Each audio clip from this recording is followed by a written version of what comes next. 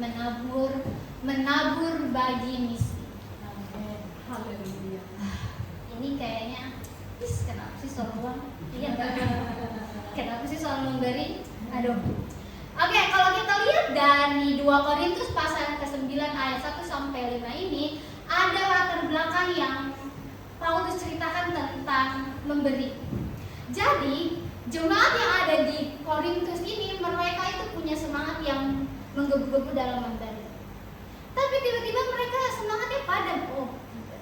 Kenapa kan mereka tiba-tiba tidak ada semangatnya?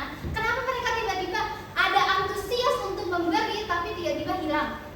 Di pasal yang ke-8 bahkan dituliskan bahwa mereka, orang-orang yang di Akaya itu di Korintus, mereka itu sudah merencanakan untuk memberi kepada jemaat yang ada di Yerusalem sebagai bantuan. Itu sudah direncanakan 1 tahun sebelumnya. Jadi kayak Natal tahun depan nih, tahun ini udah direncanakan. Nanti pas Natal di Hokmabis saya mau kasih 1 juta untuk inherent. Nanti abang maghrib, gak usah dia sampai capek bawa mobil, biasa saya mobil buat abang maghrib. Karena perencanaan itulah yang membuat Paulus menulis surat akhirnya. Karena ternyata ketika orang-orang di Korintus memiliki semangat untuk memberi, ternyata padam. Kita lihat dulu, kenapa sih yang ada di Korintus ini harus memberi kepada jemaat yang ada di Yerusalem? Pertama, keadaan di Yerusalem saat itu sedikit menyedihkan. Karena orang-orang Yahudi yang percaya kepada Kristus, pada akhirnya mereka mendapat kesusahan tentang perekonomian. Sosial mereka, ekonomi mereka itu tidak baik-baik saja. Karena mereka percaya sama Tuhan Yesus, karena mereka percaya Yesus Kristus, akhirnya mereka dibuang dari kelompok Yahudi. Akhirnya mereka tidak punya tempat untuk mencari nafkah. Yang awalnya mereka saling bergotong royong, kalau ada yang punya ini dijual lalu kita menikmati sama-sama. Itu jemaat yang ada di Yerusalem. Jemaat mula-mula mereka saling memberi, saling merasakan, satu makan semua makan, satu punya semua punya. Lalu pada bertahun-tahun kemudian akhirnya mereka kayak kesusahan karena mengikut Kristus. Lalu Paulus yang sebagai pembimbing rohani pada saat itu melihat bahwa jemaat di Yerusalem kesusahan. Oke, saya akan membantu, bukan saya aja, tapi kita akan membantu saudara kita yang percaya Kristus. Lalu Paulus kasih tahu nih kepada orang-orang yang ada di Makedonia, di Akaya, di Korintus, Filipi. Nah, Paulus kasih tahu, ayo kita tolong orang-orang Kristen yang Yahudi. Kita kan Yahudi. Orang-orang Akaya itu kan orang-orang Yunani, orang-orang yang tidak beragama. Lalu mereka akhirnya percaya kepada Kristus. Mereka pada akhirnya saya kenal Tuhan. Dan hal itu yang membuat kayak, ayo kita tolong dia, kita tolong saudara kita. Paulus bilang sama mereka, ayo kita bantu mereka. Lalu Korintus adalah posisinya saat itu, Korintus tuh luar biasa. Dia perekonomiannya stabil, ya, keren lah pokoknya. Ada ekonomi yang baik, bahwa kekayaan yang ada di Korintus, di Akaya saat itu sangat luar biasa. Kota yang besar dan makmur karena pusat perdagangan.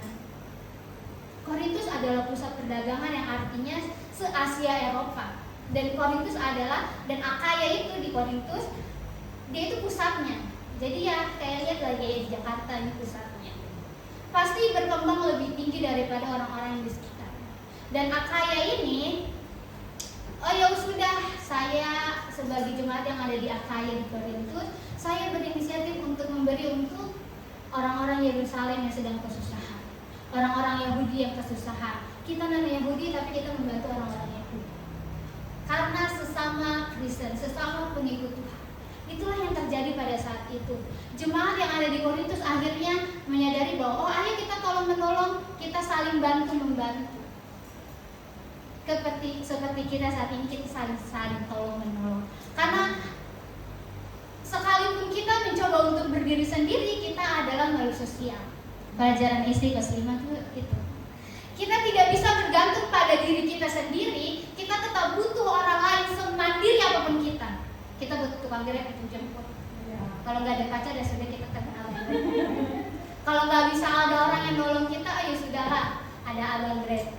Wah, artinya walaupun abang grab ini bukan orang yang kita kenal, tapi dia membantu kita kan.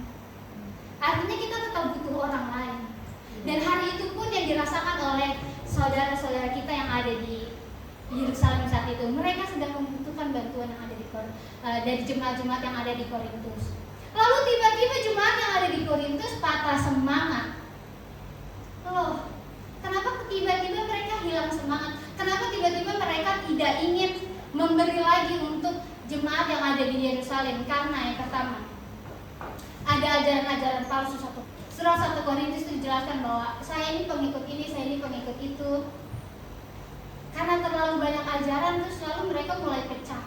Lalu karena itu adalah pusat kota, mereka mempunyai moral yang buruk. Moral mereka sangat buruk saat itu. Pikiran mereka penuh dengan kekotoran, dengki, iri hati, cabul dan segala rupa kekotoran ada masuk di dalam jemaat yang ada di Korintus. Dan pada akhirnya karena mereka ada di dunia yang rusak, mereka juga ikutan rusak.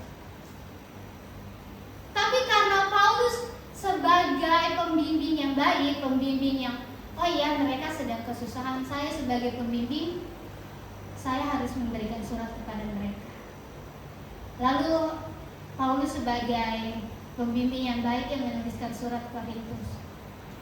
Lalu melalui Titus surat itu sampai. Dan isi dari surat itu adalah poin pertama kita. Poin pertama kita hari ini, kalau kita ingin memberikan untuk ladang misi, harus dilakukan dengan kerelaan hati. Amin. Ada amin gak? Amin. Apa memberi seberat itu? Iyalah orang lagi minus bulan ini. Banyak pilih percaya. Pasti memberi dengan kerelaan hati adalah hal yang sulit. Tapi hari itu firman Tuhan dikatakan seperti ini, ayat 3. Aku telah tahu kerelaan hatimu tentang mana aku memegahkan kamu kepada orang-orang Makedonia. Kataku, Akaya sudah siap sedia sejak tahun yang lalu. Kita garis bawahi kata kerelaan hati.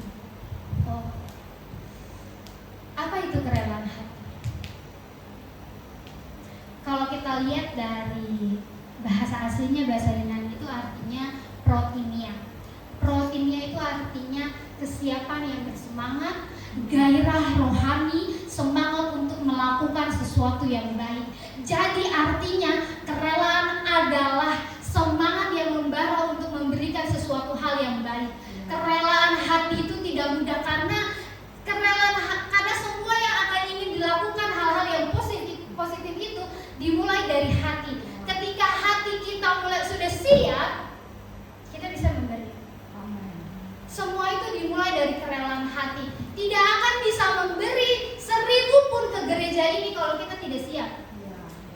Kalau hati kita tidak bahagia, kita tidak akan bisa memberi apapun.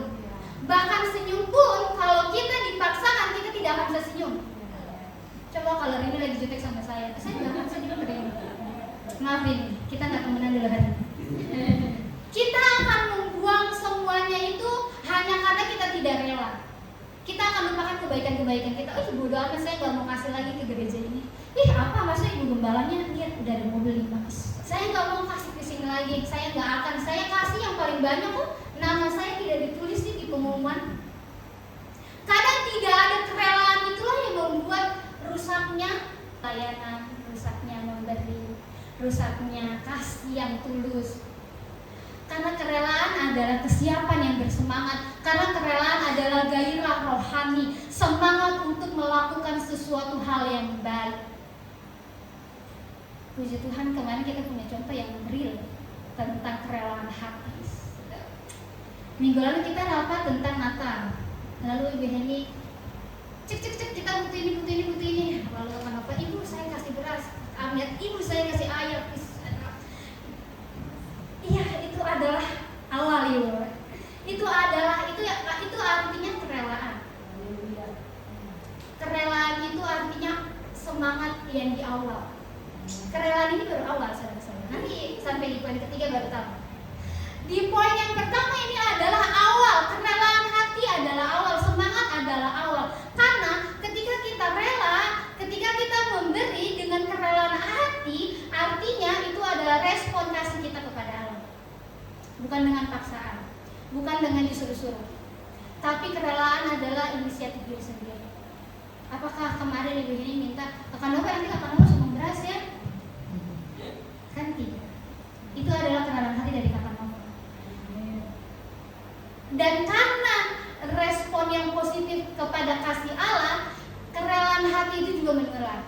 Ya. Setelah Kakak Nova bilang lalu maaf dan bilang, saya tunggu Mas Devi sebenarnya. Puji Tuhan Mas Devi hari itu nggak ada. Dan karena kerelaan hati itu menular, artinya kerelaan hati itu menjadi berkat. Tuhan tidak melihat nilai, Tuhan tidak melihat berapa banyak. Apakah ayam lebih mahal daripada beras? Apakah minyak lebih besar, lebih berharga daripada beras yang akan nafas? Padahal harus ada gas. Tapi Tuhan tidak melihat itu. Tuhan tidak melihat berapa nilai, berapa banyak yang kita kasih. Tapi Tuhan hanya perlu kerelaan hati kita. Tuhan hanya ingin kita rela memberi. Kita hanya semangat memberi. Memberi dengan kerelaan hati adalah awal. Jadi awal dari memberi bagi ladang Tuhan adalah kerelaan hati. Jadi Paulus hari itu mengatakan kepada jemaat di Korintus, "Hey, kamu ini harus rela hati kamu." Saya udah kasih tahu kamu di jemaat Makedonia loh, di pasal ke-8 ayat yang ketiga. Aku bersaksi bahwa mereka telah memberikan menurut kemampuan mereka, bahkan melampaui kemampuan mereka. Dengan kerelaan sendiri, mereka meminta dan mendesah kepada kami supaya mereka juga beroleh kasih karunia untuk mengambil bagian dalam pelayanan kepada orang-orang kudus. Jadi karena Akhaya bersemangat begitu menggebu-gebu, lalu Paulus bilang kepada orang-orang yang ada di Makedonia, yang ada di Filipi, Tesalonika, Berea. Lalu mereka bilang, "Oh, saya juga mau kasih sama kayak Akhaya. Saya mau kasih." Bahkan firman Tuhan di pasal 8 ayat yang 1-5 itu dituliskan bahwa mereka memberi melebihi batas kemampuan mereka. Jadi gaji saya misalkan 1 juta. Amin. Lalu saya bilang ibu Heni, saya janji iman 1 juta. Amin. Lah saya nggak makan dong. Dan pada hari itu saya tetap memberikan 1 juta. Misalkan saya ini jemaat yang ada di Makedonia ini. Lalu saya memberikan 1 juta. Lalu apakah saya akan kekurangan? Tidak. Karena saya punya teman guru yang akan kasih saya sayur. Serius, ketika saya bilang, "Tuhan, saya udah gak punya uang lagi." Lalu pas saya datang ke sekolah dengan penuh sukacita, saya kan guru TK ya, harus dengan senyum yang manis ya. Biarpun saya ada sedih gitu, Tuhan, kantong saya kosong. Tapi saya tetap datang dengan penuh sukacita ke tempat kerja, karena saya tahu itu adalah kewajiban saya untuk bekerja. Saya tidak hanya mendapatkan upah saya, tapi saya juga harus melakukan kewajiban saya. Pas saya datang, lalu teman saya sesama guru dia bilang, "Siti, ini ada sayur buat kamu dari suami saya." Suami saya belanja ke pasar tadi karena mereka suami istri tapi yang masak ke suaminya, bapak. Bisa dicontoh. Karena mereka suami istri tapi yang selalu masak adalah suaminya, yang selalu ke pasar adalah suaminya. Jadi istrinya kayak mau berangkat kerja ke sekolah tuh dia cuma tunggu sarapan jadi, nanti suaminya udah bungkus. "Oh ini ya kasih di Siti ya, ini kasih gini ya, dikasih di Siti ya." Lalu saya datang, lalu saya dapat dari sayur-sayuran itu, saya terima dan masuk. Lalu saya, "Ibu kasih terima sayur." Dan Ibu Heni pun tahu soal itu. Jadi ketika saya berkerelaan hati untuk, ini baru awal, saya baru niat untuk memberi. Saya tahu bahwa ketika saya memberi hati saya minus, tapi saya tahu Tuhan akan memberikan saya makan. Tuhan punya banyak orang-orang baik yang ada di sekitar saya yang memberikan saya kesempatan. Jadi bukan soal besarnya, bukan soal banyaknya, tapi soal relanya, soal imannya. Ketika kita memberi itu bukan kehilangan. Kita memberi artinya kita menanam benih. Ketika kita memberi, artinya kita akan mendapatkan sesuatu yang tidak bisa kita bayangkan. Kita harus melepas dulu supaya kita dapat sesuatu yang besar. Bukan hanya soal pacaran. Jadi poin pertama kita adalah kita lakukan dengan semua kerelaan hati kita. Tidak perlu, jangan lihat nominalnya. Jangan lihat kalau golok saya cuma jualan apa? Saya cuma jualan donat. Puji Tuhan ya, tiba-tiba dengan kerelaan hati. Haleluya. Dengan kerelaan hati WhatsApp saya, Kakak Siti, bisa nggak saya kasih makan di hari Minggu? Ya, Haleluya. saya berkaca-kaca langsung. Haleluya. Terima kasih Gini. Dan itu adalah contoh kerelaan hati. Kerelaan hati dimulai dari yang kecil. Kita tidak akan bisa memberi seluruh gaji kita kalau kita tidak bisa memberi 1.000 ke gereja. Poin kedua, Abang Jamie, kerelaan hati adalah poin pertama untuk memberi, dilandasi dengan kerelaan hati untuk melakukan pemberian dalam misi. Dan selanjutnya adalah menghindarkan diri dari kemegahan. Biasa ngasih itu sombong. Ibu Deni, maaf ya, saya udah kasih 1 juta. Tolong dong jalan saya dibersihin, saya mau lewat ya.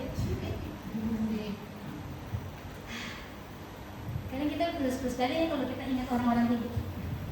Tapi puji Tuhan di tempat ini semuanya tulus. Puji Tuhan ya, saya manis juga mulutnya ternyata. Di poin yang kedua kita bisa lihat bahwa menghindari diri dari kemegahan. Apa maksud dari Paulus menghindari diri dari kemegahan? Kita baca ayat yang 3 dan 4. Saya akan bacakan. Aku mengutus saudara-saudara itu agar kemegahan kami dalam hal ini atas kamu jangan ternyata menjadi sia-sia, tetapi supaya kamu benar-benar siap sedia seperti yang telah kukatakan, supaya apabila orang-orang Makedonia datang bersama-sama dengan aku, jangan mereka mendapati kamu belum siap sedia, sehingga kami untuk tidak mengatakan kamu merasa malu atas keyakinan kami itu. Di sini tuh maksudnya menghindari diri dari kemegahan itu artinya jangan sombong. Ayat 3 dan 4 menjelaskan tentang kesombongan itu. Dan orang-orang yang sombong itu kadang suka jadinya omong kosong. Karena dia selalu merasa, saya gak mau kalah dari Amir. Oh, Amir kasih ayam cuma 5 ekor, saya akan kasih ayam 10 ekor. Dia gak mikir dulu. Dia hanya ingin dilihat, oh kerennya dia, oh dia baik ya, oh dia luar biasa ya. Karena hanya ingin dilihat luar biasa, tapi akhirnya ia memegahkan diri, akhirnya dia sombong, dan akhirnya semua yang dia katakan untuk memberi, dia tidak memberi. Omong kosong. Jadi Paulus ini ingin mengingatkan kepada jemaat-jemaat yang ada di Korintus, kamu jangan sombong, kamu jangan bilang memberi tapi kamu tidak memberi. Karena keinginan orang-orang yang ada di Akaya adalah 1 tahun sebelumnya. Kan lama ya 1 tahun? Lama loh 1 tahun, kita nunggu gajian tanggal 25 aja tuh, kapan tuh gajian? Gak bisa kita tunggu selama itu, padahal cuma 25 hari dari tanggal 1. Lalu bagaimana mereka yang ada di Yerusalem menunggu selama 1 tahun? Paulus sudah mendengar itu dari 1 tahun. Lalu Paulus berpikir, oh kayaknya sombong nih. Wah kayaknya saya perlu tulis surat nih. Wah kayaknya saya perlu kirim Titus yang datang untuk mengingatkan kepada mereka, hey, ingat janjimu yang dulu. Jadi Paulus tidak ingin mereka merasakan bahwa hanya manis di awal saja, tapi pada akhirnya mereka kosong. Pada akhirnya mereka tidak memberi. Jadi Paulus bilang, kamu harusnya jangan sombong. Kamu harusnya jangan jadi omong kosong. Jadi memberi di ladang Tuhan itu bukan sekedar dilihat orang lain. Bukan hanya untuk dilihat bahwa kamu hebat, saya hebat. Tidak ada yang bisa mengalahkan saya. Apalagi itu Rini baru lulus SMA. Mau tahu apa dia soal memberi tentang di ladang Tuhan? Iya, Rini masih mahasiswa. Dia tidak punya apa-apa untuk memberi. Jangan salah, siapa tahu. Nggak ada yang tahu kan. Jadi karena kesombongan ini adalah merusak. Orang-orang yang sombong, orang-orang yang suka omong kosong, orang yang suka hanya janji-janji di awal. Hari itu Paulus mengingatkan bahwa jangan kamu seperti itu. Paulus tidak ingin pelayanannya, kesetiaan di jemaat Korintus pada saat itu sia-sia. Jadi Paulus menulis dengan kasih untuk jemaat yang ada di Korintus supaya mereka mengingat janji mereka, mereka melakukan apa yang seharusnya mereka lakukan dengan tidak kesombongan. Mereka memberi bukan dengan paksaan, tapi dengan kerelaan hati, dengan hati yang rendah hati, dan tidak omong kosong. Bukan cuma ngomong doang, karena iman harus disertai tindakan. Tindakan artinya adalah integritas pelayanan. Integritas pelayanan kita bisa dilihat dari tindakan kita. Bukan sekadar saya bilang saya akan sapu gereja hari ini, tapi saya tidur sampai jam 5, akhirnya saya terlambat. Tidak bisa seperti itu. Itu bukanlah integritas pelayanan. Apa yang kita katakan itu yang kita lakukan. Apa yang kita janjikan itu yang kita berikan. Itu adalah integritas. Kesiapan memberi artinya kematangan rohani dan dewasa iman. Menabur bukan sekadar tentang melepaskan, tetapi tentang menanam harapan pada kesetiaan Tuhan. Poin terakhir pada hari yang indah ini adalah dilandasi oleh kemurahan. Pemberian yang benar lahir dari hati yang penuh kasih dan murah hati. Apakah murah hati sama dengan kerelaan hati? Beda, betul sekali. Jadi kerelaan hati dan kemurahan hati itu berbeda. Di sini dalam kisah para rasul, dalam surat 2 Korintus pasal yang ke-6 di ayat yang ke-5, Paulus menggunakan kata eulogia untuk kemurahan hati. Saya tulis perbandingannya ya. Jadi protomia artinya itu adalah kerelaan hati. Kerelaan hati semangat untuk memberi, sedangkan kemurahan hati pemberian yang menjadi berkat. Kerelaan hati yaitu sikap batin dan motivasi. Kemurahan hati yaitu tindakan nyata dari hasil motivasi. Yang saya bilang dari kerelaan hati adalah awal sumber semangat, dan kemurahan hati eulogia adalah akhir buah atau hasil dari kerelaan. Kerelaan hati adalah kesiapan rohani untuk memberi, dan kemurahan hati adalah pelaksanaan kasih yang membawa berkat. Jadi kayak saya udah tulis contohnya di situ. Kayak contoh dari kerelaan hati seperti Daud ingin membangun bait suci, tapi tidak jadi Daud yang membangun kan? Itu anaknya yang membangun. Itu adalah kerelaan hati Daud. Itu adalah awal semangat yang motivasi untuk melayani Tuhan dengan tulus, yaitu membangun bait suci. Itu adalah awal. Dan saya memberi contoh, Maria menuangkan minyak di kaki Yesus, minyak yang sangat mahal, minyak lawas itu. Yang saya beli juga, ya saya mikir-mikir dulu. Kalau itu saya kasih dengan semua uang saya, masa mau dikasih ditaruh di kakinya? Kan nggak mungkin kan? Logika kasih kita saat ini kan nggak mungkin. Masa saya beli parfum yang paling mahal gitu, lalu saya kasih di kakinya Ibu Heni? Sabar Tuhan, saya nggak bilang begitu. Tapi tindakannya yang dilakukan perempuan itu yang dilakukan oleh Maria adalah tindakan kemurahan hati. Jadi kemurahan hati adalah tindakan nyata dari kerelaan. Jadi kalau kita awalnya ingin memberi, pada akhirnya kita membuktikan, dan itu adalah kemurahan. Sini saya baca ayat yang ke-5. Sebab itu aku merasa perlu mendorong saudara-saudara itu untuk berangkat mendahului aku. Ini yang dimaksud saudara-saudara itu adalah Titus dan kawan-kawannya, supaya mereka lebih dahulu mengurus pemberian yang telah kamu janjikan sebelumnya. Janji jemaat Korintus kepada Yerusalem bahwa mereka akan memberi, agar nanti tersedia sebagai bukti kemurahan hati kamu dan bukan sebagai pemberian yang dipaksakan. Ini ya, agar nanti tersedia sebagai bukti. Kita semua butuh bukti kan? Kita bukan hanya butuh janji-janji yang manis. Kita bukan hanya butuh perencanaan-perencanaan yang hebat, tapi kita butuh akhir. Kita butuh tindakan nyata. Dan kemurahan hati dan eulogia adalah akhir dari kerelaan hati.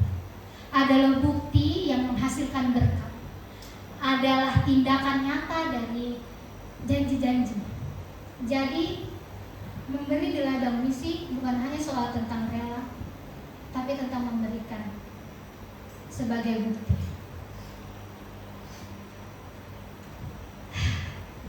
capek ya kalau kita bahas misi, capek kalau kita bahas uang, capek ya kalau kita membahas tentang kita memberi dengan seluruh kelelahan kita.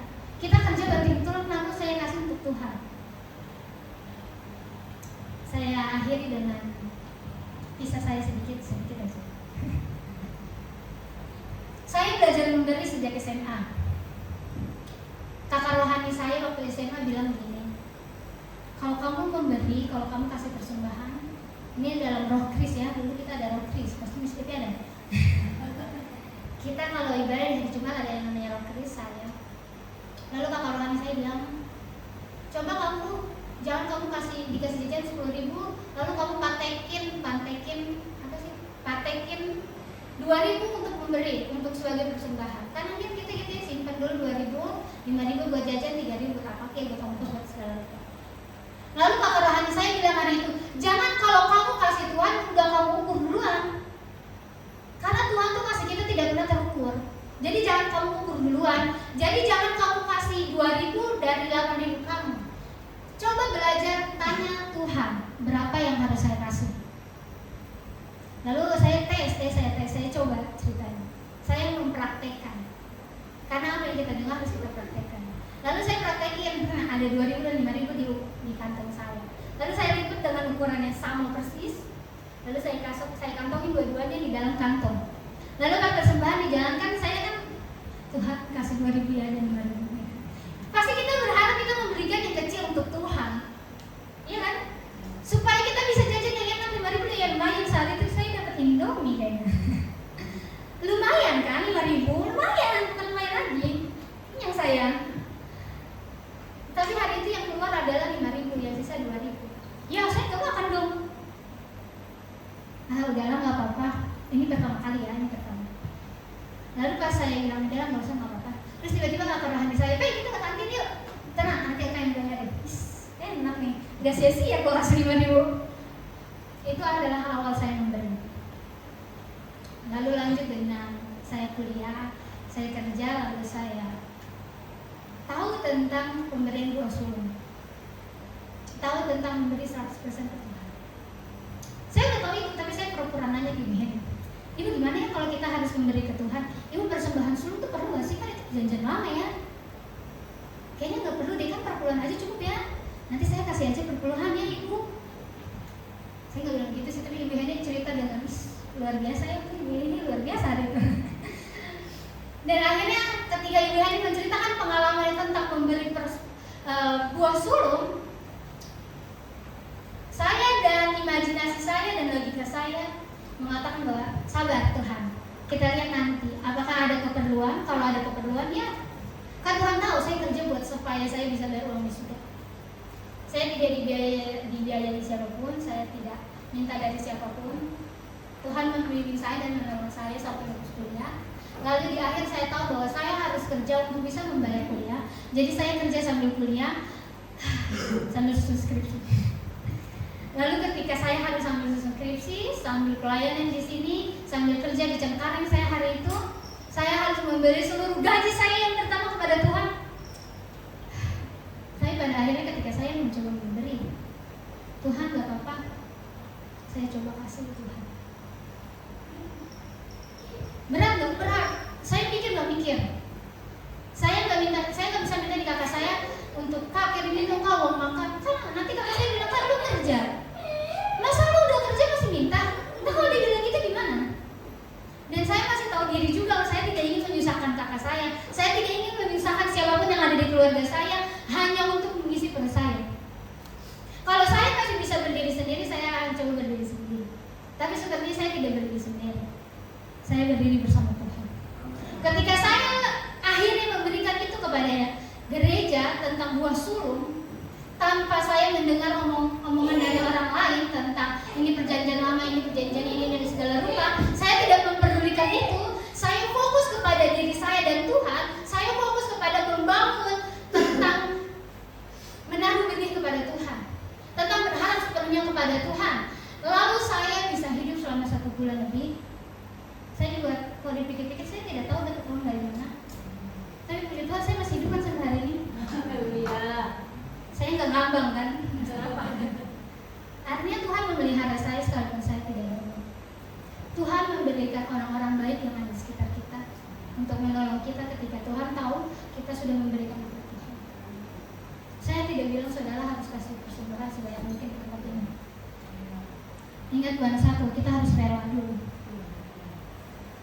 Kita harus punya antusias dulu. Kita harus punya semangat dulu untuk memberi. Kalau kita tidak punya semangat, kalau kita didasari dengan ingin dilihat orang lain, akhirnya akan menjadi nomor 2. Kesombongan, integritas yang akhirnya rusak, dan akhirnya tidak bisa menjadi nomor 3, kemurahan hati. Tidak bisa menjadi bukti bahwa kasih Tuhan itu nyata.